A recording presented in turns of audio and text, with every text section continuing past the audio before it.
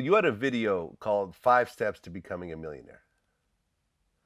Can you break down those 5 steps? Man, I don't know if you held me to them right now. I don't know if I could. I think I probably number one is do the math, or number one, make a commitment to be a millionaire. Number two, do the math. Okay, you basically just break down 20 years into $1 million. That's 50,000 a year. Most people are going to make 50 grand this year. Median income in America is $59,000. So if you're only making 35, it's going to take you 30 years. So do the math and then figure out, hey, how could I shorten this period of time up? Because I do not want to be a millionaire or make $1 million over the next 50 years. I want to see if I can shut that down into like 10 years. I don't need it to be get rich quick. I need it to be, hey, I'm going to get rich at some time in my life. I don't want to be so old that I can't enjoy it. And I want to be able to take care of the people around me that I love and care for. So I think the last step was just stay with the deal. Don't give up on it. But you might know the 5 steps better than I do. I've dropped a lot of video. Right. Well, you've said in your book, hold on a second, let me find this. Okay. Well, you said in your book, no one will save you or make you successful.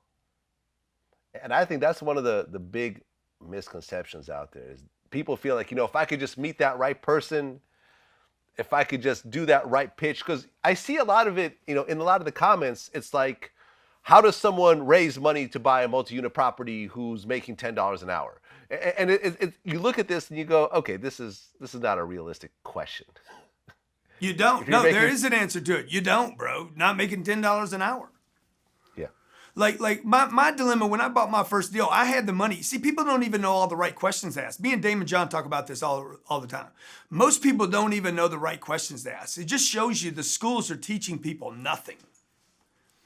Like why isn't there a class on what are the right questions to ask someone if you only make $10 and you want to be in real estate? The right question to ask is, who the fuck do you partner with to do a deal? How can you add value to somebody that has money that wants to buy deals? The first guy that I did apartments with, he had no money. He was 53 years old with less than $50 in a bank account. I let him tag on deals for me because I needed a manager. I had the deals and I had the money. I didn't have the time to manage the property, and I did not have the natural inclination or skill set to manage real estate. Meaning I didn't want to collect rents. I didn't want to fix units. I'm no good with a hammer, right? I don't know what the plumbing problem is. I don't know any of that stuff. So I gave him an equity position in the apartments to run, manage, take care of the properties. The deal was, don't steal from me. If you steal from me or rip me off, then you're not going to get your piece. And I gave him a piece of equity when we sold. That guy made millions of dollars tagging along with me. So he made me rich and I made him richer. It was a symbiotic relationship where we both benefited. So that's what the guy that has $10 should be looking to do, rather than what his comment was, which was just another fucking quitter. How am I going to ever do this with only $10? You ain't. Particularly because you got a bad attitude and only $10. Well, yeah. I mean, a lot of people say, I've got all these great ideas, but no one to invest in them. And my response is always, if you really believe in your ideas, you could start small. You're just waiting to fuck up someone else's money.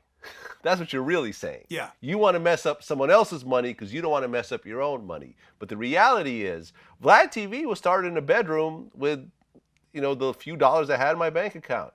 I did everything. I held the camera. I did the interviews. I edited the videos. I emailed them out. I did the marketing. I did the uploads.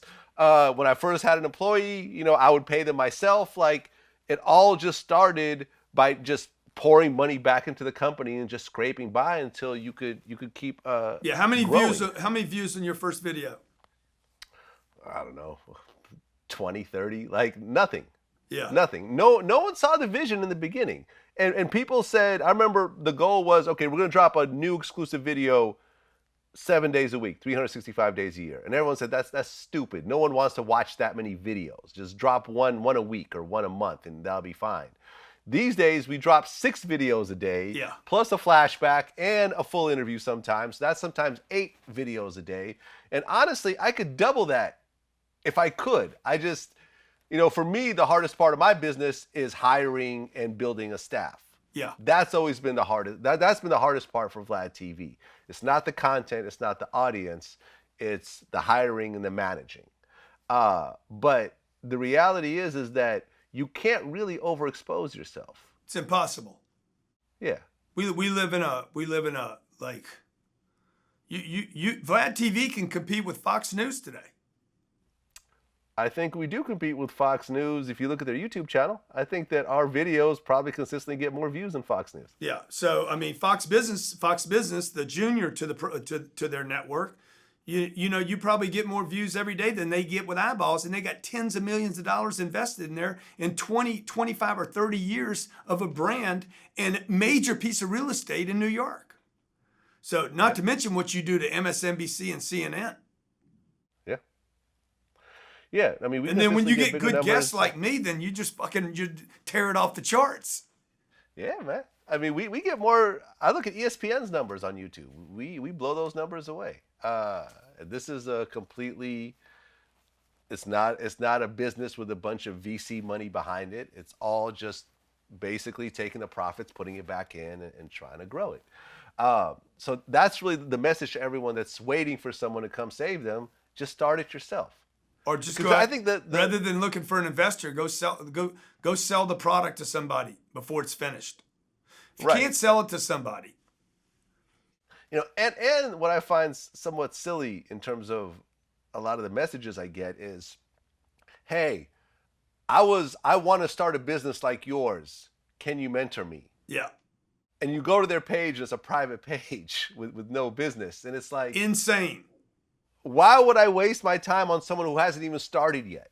As opposed to, hey, look, I've been working this business for 2 years and I got up to this point. Can you help me out? And it's like, yeah, sure. I could bring you. I mean, we've interviewed other media companies. We brought in like the people like Adam22 from No Jumper or Sean Conn from Say Cheese TV.